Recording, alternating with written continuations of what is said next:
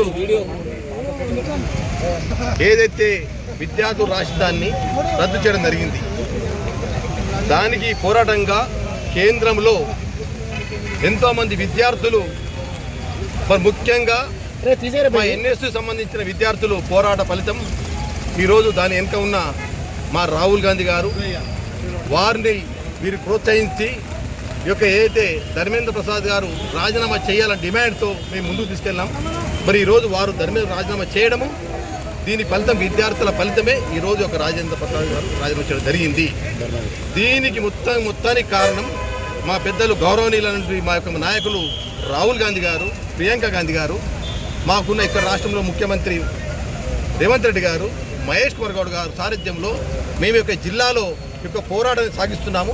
మరి ఈరోజు ఈ ఫలితం వచ్చిందంటే ఈ యొక్క కాంగ్రెస్ సంబంధించిన ఎన్ఎస్ఐ విద్యార్థులు వారికి అండ ఉండి మేము పోరాట వారికి మద్దతు తెలుపుతున్న రాహుల్ గాంధీ గారు మరి ఈరోజు సిగ్గుచేటు ప్రధానమంత్రిగా తల వంచి మీరు బర్తరఫ్ చేయకుండా ఇన్ని రోజు రాకున్నందుకు మీరోజు మీకు సిబిఐ ఏం రిపోర్ట్ ఇచ్చింది?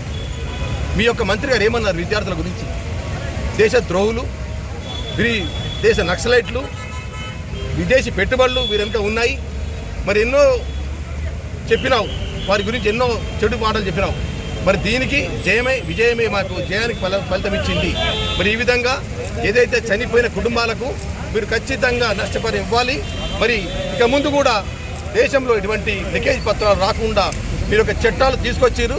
ఆ చట్టాల కారణం మా యొక్క రాహుల్ గాంధీ గారు పార్లమెంట్లో నినాదంగా విధించి వారి యొక్క మిత్రపక్షంతో వారి ఫలితమే ఈరోజు చట్టాలకు తీసుకురావడం జరిగింది. దానికి కారణం దేశంలోని విద్యార్థులు, దేశ ప్రజలు, యువకులు, మేధావులు కూడా గమనిస్తున్నారు. దీని వెనుక ఉన్న మొత్తం కాంగ్రెస్ పార్టీ ఈ విధంగా పోరాడింది కాబట్టి ఈరోజు మోడీ తల వంచి ఈ యొక్క చట్టాలను తీసుకురావడం జరిగింది. ఇక ముందు కూడా ఇటువంటి రాకుండా మరి ఇప్పుడు ఈ యొక్క ప్రధానమంత్రి ఏదైతే మీ యొక్క మంత్రివర్గంలో మంత్రిగా రాజీనామా చేసారో మరి వారిని ఏం చేస్తావు? జైల్లో పెడతావా? నువ్వు వారికి 10 కోట్లు నష్టపరిహారం చెల్లిస్తావా? మీరు దాని ముందు ఆలోచించాలని ప్రధానమంత్రి మేమందరము మా యొక్క కాంగ్రెస్ పార్టీ, నగర కాంగ్రెస్ పార్టీ తరఫున మేమందరము డిమాండ్ చేస్తున్నాము. మరి ఇక ముందు కూడా ఇటువంటి జరగకుండా మరి దేశంలో మనం అందరం ఐక్యమత్యంగా విద్యార్థుల కోసం అండగా ఉండి మన పోరాటం చేయాలని మేము కోరుకుంటున్నాం. రాజీనామా చేయడం ప్రజాస్వామ్యం గెలిచిందనే చెప్పాలి. అసమర్థ ప్రధానమంత్రి ఉన్న ఈ దేశంలో తాను హిందూ ముస్లిం దేవుళ్ళతో పాటే రాజకీయాలు చేస్తే నడవాలని చెప్పి ఈరోజు విద్యార్థులు మరొకసారి నిరూపించడం జరిగింది. కేవలం అభివృద్ధి మీద, రైతుల సంక్షేమం మీద, సమాజ అభివృద్ధి మీదనే రాజకీయం కానీ సమాజ అభివృద్ధి కానీ నడుస్తుందని ఈరోజు విద్యార్థులు నిరూపించారు. గత 10 ఏళ్లలో 152 సార్లు పేపర్ లీక్ చేసిన ఈ అసమర్థ ప్రధాని మా డిమాండ్ ఏంటంటే ఇలా విద్యాశాఖ మంత్రి కాదు, నువ్వు రిజైన్ చేసి బయటకు వెళ్ళాలా. నీతో రాజకీయం అయితే లేదు, నీతో సమాజ అభివృద్ధి అయితే లేదు. నువ్వు కేవలం హిందూ ముస్లిం గొడవలు, రాముడు ఇవి చెప్పి పబ్బం గడుపుతున్నా తప్ప ఎక్కడ అభివృద్ధి? ఇలా రేట్లు పెరుగుతున్నాయి, సామాన్య ప్రజలు బతకాలంటే ఇలా ఉంది. ఒక్కసారి నువ్వు వచ్చి ఒక రోజు ఒక సామాన్య ఇంట్లో ఉండి చూడు, నీకు తెలుస్తుంది. ఇలా విద్యార్థులు రోడ్ల పైన వారిని ఏదో చేద్దాం అనుకున్నాం, అయినా వారు నువ్వు చేసే ప్రతి చర్యకు వాళ్ళు ఎంజాయ్ చేస్తూ వారు ఒక పాజిటివ్ జోన్లో రిసీవ్ చేసుకొని అక్కడ ధర్నాలు చేశారు. దానికి రాహుల్ గాంధీ గారు పూర్తి మద్దతు తెలిపితే మీరు ప్రియాంక గాంధీని, రాహుల్ గాంధీని అరెస్ట్ చేశారా? ఇది మీ నైజం.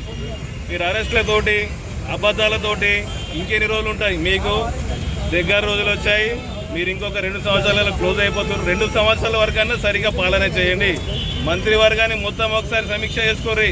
ధర్మేంద్ర ప్రధాన్ లాంటి చెమట దద్దమ్మలు ఎంతోమంది ఉన్నారు. నీవే ఒక పెద్ద దద్దమ్మవి. నీ మంత్రివర్గం కూడా అసలుంటిదే. కాబట్టి కబడ్దార్ మోదీ. నువ్వు మోదీ అన్న ఒకటే, మోరీ లాంటివి.